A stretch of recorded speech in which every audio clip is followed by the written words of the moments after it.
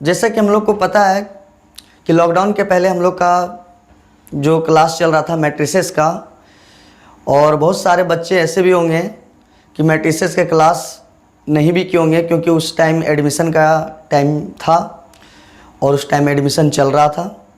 तो हम सोचें कि बहुत बच्चा मैट्रिसेस का क्लास किया है, बहुत कोई नहीं किया है, इसीलिए न्यू चैप्टर डिटर्मिनेंट्स स्टार्ट किया जा रहा है। अब बाकी जो टॉपिक मैट्रिसेस में बचा हुआ है, जब क्लास ऑफन होगा तो हम लोग कंटिन्यू उसको फिर मैट्रिसेस को कर लेंगे। तो हम लोग बात कर रहे हैं चैप्टर डिटर्मिनेंट्स, जो एग्ज़ाम में 1 मार्क्स का एक क्वेश्चन रहता है और 4 मार्क्स का एक क्वेश्चन रहता है। अब बहुत अच्छा लगेगा और बहुत इंटरेस्ट चैप्टर है। तो हम लोग बात करते हैं सबसे पहले डिटर्मिनेंट्स है क्या, और बहुत सिंपल लैंग्वेज में बात करते हैं। हम लोग किताबी लैंग्वेज में एकदम नहीं बात करेंगे ताकि हर एक बच्चा को समझ में आ जाए। तो हम लोग बात करते हैं, सबसे पहले लिखा एनी स्क्वायर मैट्रिक्स ए। तो आप लोग के बात नहीं समझ में आया होगा कि स्क्वायर मैट्रिक्स क्या है, लेकिन ये बात हम बताएंगे। There exist a number called determinants. कहने का मतलब है स्क्वायर मैट्रिक्स। स्क्वायर मैट्रिक्स का मतलब होता है कि 1 2 3 4। ए मेरा हम लोग को पता है कि ए मैट्रिक्स का साइन है, बक्सा है। तो हम लोग अगर बात करें तो इसमें पहला रो R1, इसमें दूसरा रो R2, अगर फर्स्ट कॉलम का बात करें C1, दूसरा कॉलम का बात करें C2। तो यहाँ पे हम लोग को अगर देखें तो number of row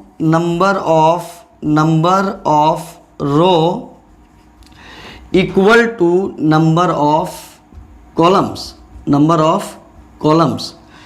equal to 2। मतलब स्क्वायर मैट्रिक्स हम लोग बोलते हैं जिस मैट्रिक्स में नंबर ऑफ रो और नंबर ऑफ कॉलम आपस में अगर बराबर हो जाए तो वैसा मैट्रिक्स को हम लोग बोलते हैं स्क्वायर मैट्रिक्स। तो आप लोग को पता है, हम लोग को पता है कि दिक्कत नहीं होना चाहिए कि कोई भी बता सकता है कि स्क्वायर मैट्रिक्स क्या है। स्क्वायर मैट्रिक्स हम लोग बोलेंगे कि जिस मैट्रिक्स में नंबर ऑफ रो और नंबर ऑफ कॉलम्स अगर इक्वल हो जाए वैसा मैट्रिक्स को हम लोग बोलते हैं स्क्वायर मैट्रिक्स। अब बोल रहा है there exist a number called determinant. अगर यही स्क्वायर मैट्रिक्स का अगर हम लोग डिटर्मिनेंट निकालेंगे, अगर एक नंबर आ जाए तो उसको हम लोग बोलते हैं डिटर्मिनेंट्स। अगर बात करें, अगर कोई स्क्वायर मैट्रिक्स का बात करें, अगर इसका हम लोग डिटर्मिनेंट निकालते हैं तो अभी फ़िलहाल हम लोग नहीं जानते हैं, लेकिन फ़िलहाल हम बता दे रहे हैं कि डिटर्मिनेंट कैसे निकला। इसको हम लोग आगे पढ़ेंगे कि डिटर्मिनेंट कैसे निकाला जाता है, लेकिन अभी डिफिनेशन के अनुसार हम समझाने का कोशिश कर रहे हैं। क्या है कि सबसे पहले हम लोग इधर से गुना करेंगे, 4 एकाएँ 4, इसके बाद इधर से गुना करेंगे। सबसे पहले ध्यान रखिएगा कि इधर से गुना होगा, इधर से, है ना, इधर से टॉप टू बॉटम। अगर इधर से बात करें बॉटम टू टॉप, ये 3 दूना 6, और बीच में जब भी इधर वाला लेंगे हमेशा माइनस का साइन देंगे, जो वैल्यू निकल के आएगा -2।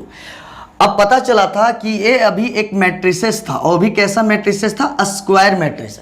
लेकिन जब स्क्वायर मैट्रिक्स का डिटर्मिनेंट निकाला गया तो एक सिंगल नंबर आया। मतलब वैल्यू अगर बोला जाए तो ये मैट्रिसेस 4 एलिमेंट है ना, 4 एलिमेंट के बदले में एक सिंगल नंबर आया, तो उसको हम लोग बोलते हैं डिटर्मिनेंट्स। मतलब बहुत अच्छा समझ में आ गया होगा कि अगर कोई मैट्रिसेस का डिटर्मिनेंट कभी भी निकाला जाएगा, लेकिन हाँ ध्यान देना चाहिए कि मैट्रिसेस नहीं, स्क्वायर मैट्रिसेस। अगर स्क्वायर मैट्रिसेस का हम लोग अगर डिटर्मिनेंट निकालेंगे तो हमेशा क्या आएगा, एक नंबर आएगा। तो इसी को हम लोग अगर अदर डिफिनेशन में अगर बात करें तो ए determinant can be reduce a single number. अगर, है ना, अगर कोई भी मैट्रिसेस को हम लोग अगर सॉल्व करेंगे, अगर वो सिंगल नंबर आ गया तो उसको हम लोग बोलते हैं डिटर्मिनेंट्स। तो हम लोग को डिफिनेशन बहुत अच्छा से समझ में आ गया होगा। ये स्क्वायर मैट्रिक्स है ना, स्क्वायर मैट्रिक्स होना चाहिए। अगर स्क्वायर मैट्रिक्स का हम लोग अगर डिटर्मिनेंट निकालेंगे तो हमेशा क्या होगा, एक वैल्यू जो आएगा वो हमेशा एक सिंगल नंबर में आएगा, जिसको हम लोग बोलते हैं डिटर्मिनेंट्स। अब हम लोग अगर बात करें डिटर्मिनेंट्स को जो डिनोटेट करते हैं बाई ए का डिटर्मिनेंट, इसको हम लोग सीधा लाइन को बोलते हैं डिटर्मिनेंट। बहुत बच्चा ऐसा सोच रहा होगा कि ए का मॉडुलस है मतलब ए का मोड है, नहीं मोड नहीं है, डिटर्मिनेंट है। या तो फिर हम लोग इसी को डिनोट करते हैं डेल्टा से, या तो फिर कहीं कहीं बुक में ऐसा लिखा हो रहता है डेट ए। तो अगर हम लोग बात करें तीनों तरीका से हम लोग दिखा सकते हैं, लेकिन बहुत बच्चा को प्रॉब्लम है कि सर डिटर्मिनेंट और मॉडुलस में क्या फ़र्क होता है सर। अगर हम लोग बात करें, अगर मॉडुलस के अंदर या मोड के अंदर कोई नंबर है तो नेगेटिव नंबर है तो भी पॉजिटिव में आता है वैल्यू, और अगर पॉजिटिव वैल्यू है तो भी मोड इसका पॉजिटिव वैल्यू ही आता है। मतलब मोड का काम हम लोग को सबको पता है, 11th क्लास में भी हम लोग पढ़े हैं कि मोड का जो वैल्यू होता है हमेशा मोड से चाहे नेगेटिव नंबर हो चाहे पॉजिटिव नंबर हो, जब भी निकलेगा वो हमेशा पॉजिटिव नंबर निकलेगा। लेकिन डिटर्मिनेंट का मतलब क्या होता है, अगर किसी ए का डिटर्मिनेंट निकालेंगे तो हो सकता है कि पॉजिटिव वैल्यू आ जाए, हो सकता है कि नेगेटिव वैल्यू भी आ सकता है। मतलब आप लोग को मॉडुलस और डिटर्मिनेंट में डिफरेंस बहुत अच्छे से पता चला होगा कि डिटर्मिनेंट का वैल्यू पॉजिटिव भी वैल्यू हो सकता है, नेगेटिव भी हो सकता है, लेकिन मोड का वैल्यू है ना, मोड का वैल्यू ऑलवेज हमेशा पॉजिटिव वैल्यू ही होता है। तो मोड का वैल्यू हमेशा पॉजिटिव आएगा, लेकिन डिटर्मिनेंट का वैल्यू पॉजिटिव भी हो सकता है, नेगेटिव भी वैल्यू हो सकता है। हो सकता है कि कभी आप डिटर्मिनेंट निकालेंगे तो नेगेटिव आएगा, तो आपको है ना हड़बड़ाना नहीं है ना, अगबकाना नहीं है कि डिटर्मिनेंट का वैल्यू नेगेटिव भी होता है, यहाँ मोड का बात नहीं हो रहा। चलो अब हम लोग बात करते हैं, डिफिनेशन हम लोग का क्लियर हो गया। अगर कोई पूछता है कि डिटर्मिनेंट क्या है तो हम लोग बहुत अच्छे से बोलेंगे कि डिटर्मिनेंट में जो भी बात होता है स्क्वायर मैट्रिक्स का बात होता है, कि कोई भी स्क्वायर मैट्रिक्स का हम लोग अगर डिटर्मिनेंट निकालेंगे तो हमेशा वो बक्सा ख़त्म हो जाएगा, बक्सा रिप्लेस हो जाएगा और वो एक सिंगल नंबर में आ जाएगा, तो हम लोग उसको क्या बोलते हैं, डिटर्मिनेंट्स बोलते हैं। अब बात करते हैं determinants of a square matrix of order 2। तो आप लोग को अच्छे से पता है ऑर्डर 2 क्या बोलते हैं। ऑर्डर 2 हम लोग बोलते हैं कि नंबर ऑफ रो भी 2 होना चाहिए, नंबर ऑफ कॉलम भी 2 होना चाहिए। देख ले यहाँ पे हम लोग बात कर रहे हैं ऑर्डर 2। तो ऑर्डर 2 का अगर हम लोग बात करें, डिटर्मिनेंट निकालने का कोशिश कर रहे हैं कि जब मैट्रिसेस ऑर्डर 2 का होगा तब इसका डिटर्मिनेंट कैसे निकाला जाएगा। तो ऑर्डर 2 का मतलब होता है कि नंबर ऑफ रो मतलब R1 R2 2 रो है और 2 कॉलम है। देख लो 2 कॉलम है।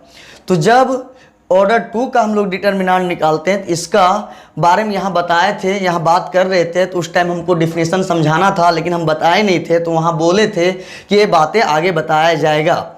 तो अब हम लोग यहाँ सीखते हैं कि जब है ना, जब ऑर्डर 2 का हम लोग डिटर्मिनेंट निकालेंगे तो सबसे पहले ए का डिटर्मिनेंट हम लोग जानते हैं कि इसको ए का डिटर्मिनेंट ऐसे डिनोट करते हैं। तो सबसे पहले बताया गया था कि हम लोग इधर से पहले मल्टीप्लाई करेंगे, तो इधर जब मल्टीप्लाई करेंगे तो A1 गुना B2 हो गया। इसके बाद हम लोग इधर से मल्टीप्लाई करेंगे, तो पहले इधर से कर लेंगे, इसके बाद हम लोग इधर से करेंगे तो आ जाएगा A2 B1। तो जब भी हम लोग इधर से करेंगे, जब इधर करने के बाद जब हम लोग इधर से करेंगे उसके पहले हम लोग क्या देंगे, माइनस का साइन। तो ऑर्डर 2 का डिटर्मिनेंट निकालने हम लोग सीख गए होंगे कि सबसे पहले गुना इधर से होगा, और जब भी इधर से गुना करेंगे तो बीच में हम लोग क्या देंगे, सबसे है ना, बीच में क्या साइन देंगे, माइनस का साइन देंगे। अब हम लोग बात करते हैं ऑर्डर 2 का डिटर्मिनेंट्स निकालने के लिए सीख गए हैं। अब हम लोग बात करते हैं determinants of a square matrix of order 3। Order 3 का मतलब होता है कि नंबर ऑफ रो भी 3 होगा और नंबर ऑफ कॉलम्स भी 3 होगा। और हम लोग कौन सा मैट्रिक्स का बात करते हैं, स्क्वायर मैट्रिक्स, और सच में स्क्वायर मैट्रिक्स है क्यों। नंबर ऑफ रो अगर बात करें तो R1 R2 R3 C1 C2 C3, तो नंबर ऑफ रो और नंबर ऑफ कॉलम्स बराबर है, मतलब इसका डिटर्मिनेंट्स पॉसिबल है, मतलब डिटर्मिनेंट्स निकलेगा। तो सर बात करते हैं कि सर इसका डिटर्मिनेंट्स कैसे निकलेगा। तो इसका हम लोग सबसे पहले बात करेंगे साइन कन्वेंशन का। तो जब ऑर्डर 3 का रहेगा तो इसके बारे में हम लोग को सबसे पहले साइन कन्वेंशन जानना पड़ेगा कि कहाँ पे कौन साइन होता है। तो हम लोग अगर ऑर्डर 3 का अगर डिटर्मिनेंट्स निकालेंगे तो इसमें हम लोग एक्सपेंड करते हैं, एक्सपेंडिंग अलोंग R1, या तो मन किया तो एक्सपेंडिंग अलोंग R2, या तो आप लोग यहाँ भी कर सकते हैं R3 के अलोंग भी कर सकते हैं। हो सकता है कि किसी बच्चा को R1 R2 में इंटरेस्ट नहीं है तो C1 में भी एक्सपेंड कर सकता है, C2 में भी एक्सपेंड कर सकता है, C3 में भी एक्सपेंड कर सकता है। अब बहुत बच्चे को समझ भी नहीं आ रहा कि सर एक्सपेंड का बात क्या कर रहे हैं। एक्सपेंड का मतलब होता है कि इस मैट्रिसेस को तोड़ देना। एक्सपेंड मतलब तोड़ना, मतलब इसको हम लोग को तोड़ना है और डिटर्मिनेंट में चेंज करना है। तो सबसे पहले अगर ऑर्डर 3 का अगर हम लोग डिटर्मिनेंट निकालेंगे तो सबसे पहले हम लोग बात करेंगे कि यहाँ पे प्लस साइन का बात करते हैं। यहाँ पे क्या बात करेंगे? Plus sign. तो अगर यहाँ पे ए साइन याद रखना कि यहाँ पे प्लस होता है तो इसका अल्टरनेट चलाएंगे, प्लस माइनस प्लस। तो अगर हम लोग रो R1 में अगर एक्सपेंड करेंगे, अगर R1 में तोड़ना चाहेंगे तो प्लस माइनस प्लस। अगर किसी बच्चा को लगता है कि नहीं सर हम लोग R1 में नहीं एक्सपेंड करेंगे, सर हम लोग कॉलम में एक्सपेंड करेंगे, तो प्लस है। यहाँ पे साइन हम लोग को याद रखना है, सिर्फ एक साइन याद रखना है, प्लस। तो प्लस माइनस प्लस, इस टाइप का साइन कन्वेंशन होता है। हो सकता है कि नहीं सर हम लोग एक्सपेंड हम लोग R2 में करेंगे सर, हम या तो फिर C2 में करेंगे सर, तो कैसे होगा? तो सबसे पहले अगर ये माइनस है तो ये जब माइनस है यहाँ पता चल गया है ना, इसके हिसाब से अगर यहाँ पता चल गया तो यहाँ से अल्टरनेट चलाना है। हम लोग को हमेशा अल्टरनेट चलाना है, माइनस प्लस माइनस, इस टाइप का साइन लेना है। तो हो सकता है नहीं सर R2 में नहीं, सर R2 में एक्सपेंड नहीं करना है, सर R3 में करना है। तो यहाँ पे प्लस है तो यहाँ देखते हुए हम लोग को साइन चेंज करना है, माइनस प्लस। तो इस टाइप का हम लोग साइन कन्वेंशन देते हैं। तो सर आप बोले कि नहीं सर यहाँ प्लस याद करना है, नहीं एक्चुअल में याद नहीं करना है। इसका मतलब प्लस आता कैसे, ये बात को ध्यान दें। होता क्या है कि ये R1 पहला रो है और ये पहला कॉलम है। अगर A1 का बात करें, A1 का बात करें तो पहला रो है और पहला कॉलम है। तो पहला रो पहला कॉलम बात करें तो पहला रो, इसको हम लोग मैट्रिसेस में बात करते थे, पहला रो, पहले रो को लिखते हैं, इसके बाद पहला कॉलम्स। तो देखो अगर यहाँ बात करें तो यहाँ जोड़ने के बाद रो और कॉलम को जोड़ दिया जाए तो 1 और 1 2 इवन आता है। इवन के चलती पॉजिटिव साइन देते हैं। लेकिन इस एलिमेंट्स का बात करें, B1 एलिमेंट्स का अगर बात करें, B1 एलिमेंट्स का बात करें तो B1 एलिमेंट्स जो कट होगा पहला रो में आएगा और दूसरा कॉलम है। बढ़िया से देखें थोड़ा सा, पहला रो में आएगा। अगर कट करें B1 कहाँ है, B1 वाला लाइन में जाए तो B1 इस लाइन में है और इसके बाद इस लाइन में है, मतलब पहला रो दूसरा कॉलम। तो पहला रो दूसरा कॉलम, तो पहला रो अगर B1 का बात करें तो पहला रो दूसरा कॉलम। तो बात किया जा रहा है पहला रो, पहले रो को लिखते हैं, इसके बाद कॉलम कौन था, दूसरा। तो यहाँ पे जोड़ने के बाद ओड आएगा, ओड जब आएगा तो ओड में हम लोग नेगेटिव साइन देते हैं। इस तरह हम लोग साइन कन्वेंशन का बात करते हैं। तो हम लोग को इतना नहीं जानना है, हम लोग को सिंपल जानना है। सिर्फ इसीलिए हम बताए थे कि हम लोग को जानना नहीं है उतना, हम लोग को सिर्फ क्वेश्चन बनाने से मतलब है। अगर यहाँ पे इस साइन को पहले याद रखेंगे कि यहाँ पे प्लस साइन होता है और इसके हिसाब से आप कहीं भी जा सकते हैं, कहीं का भी साइन पता कर सकते हैं। तो अगर यहाँ प्लस है तो इधर चलना है, तो माइनस प्लस। इस पर एकदम ध्यान दें कि इसका बहुत इम्पोर्टेंट है ना, इम्पोर्टेंट है, क्वेश्चन बनाने में इसका बहुत अप्लाई होता है। तो अगर यहाँ पे प्लस है तो यहाँ पे माइनस होगा, यहाँ प्लस होगा। अगर R1 में एक्सपेंड कर रहे हैं, अगर किसी बच्चा को लगता है नहीं हमको इसमें एक्सपेंड नहीं करना है, इधर करना है, तो आपको तो कम से कम तो ए साइन तो पता ही होगा। तो जब ए साइन पता है तो प्लस के अल्टरनेट चलाना, अल्टरनेट, बात सुने, अल्टरनेट चलाना है, प्लस माइनस प्लस। अगर किसी बच्चा को लगता है नहीं सर हमको है ना C2 में एक्सपेंड करना है सर, तो यहाँ पे माइनस पता है तो इसका अल्टरनेट प्लस, इसका अल्टरनेट माइनस, तो यहाँ भी साइन पता हो गया। अगर इसमें एक्सपेंड करना है तो प्लस है तो प्लस का अल्टरनेट माइनस, माइनस का अल्टरनेट प्लस, तो हम लोग अल्टरनेट में चलेंगे। तो हम अगर मेरे को अगर करना है, अगर मेरे हिसाब से अगर हमको अभी करना है तो हम बात करते हैं यहाँ पे प्लस होता है। एक साइन एकदम याद रखना है कि अगर 3 ऑर्डर का अगर डिटर्मिनेंट है तो ये साइन हमेशा याद रखें कि स्टार्ट कहाँ से होता है, प्लस से।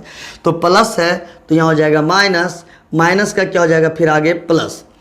तो सबसे पहले ऑर्डर 3 का अगर डिटर्मिनेंट अगर हम लोग निकालेंगे तो ए का सबसे पहले डिटर्मिनेंट साइन देंगे। इसके बाद अगर हम लोग है ना, अगर हम लोग इसका डिटर्मिनेंट निकाल रहे हैं तो सबसे पहले A1 एलिमेंट्स को लिखना है और A1 के पहले कौन सा साइन है प्लस, तो प्लस लिखेंगे। ध्यान से सुने हम क्या बात कर रहे हैं, सबसे पहले A1 लिखेंगे और A1 के ऊपर में साइन क्या है प्लस।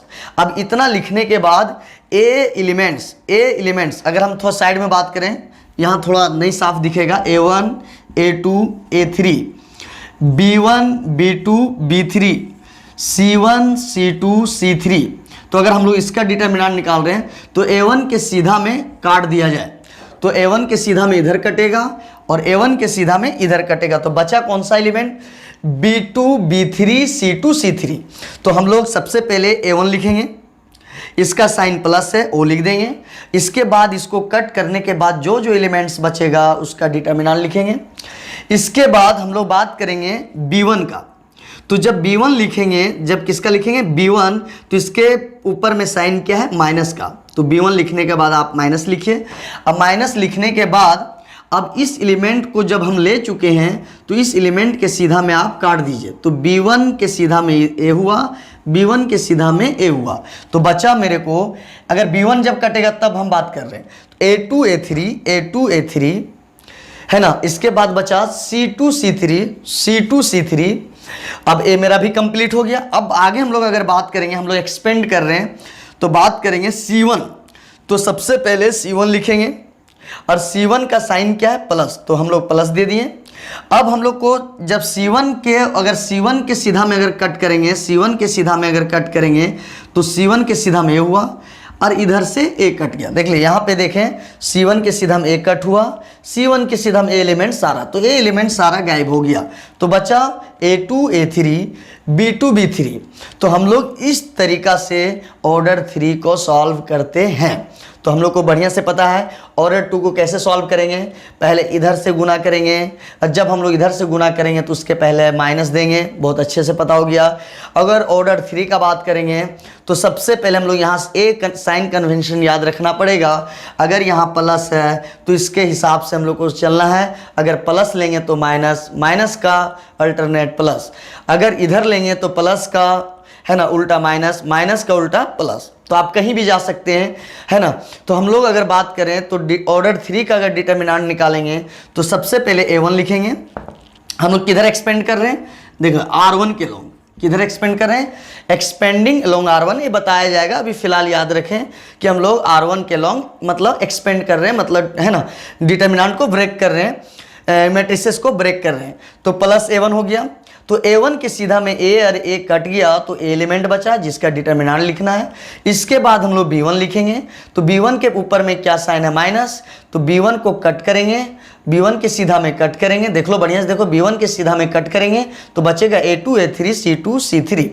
फिर आगे हम लोग बात करेंगे C1, तो C1 लिखने के पहले कौन सा साइन है प्लस, तो हम लोग प्लस लिख दिए और C1 के सीधा में A और A, C1 के सीधा में A और A दोनों कट हो जाएगा तो बचेगा A2 A3 B2।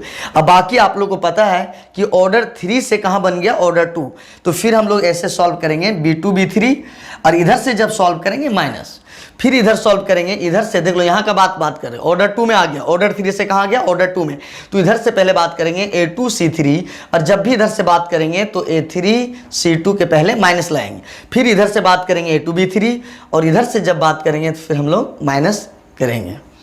तो आप उतार लें कॉन्सेप्ट को।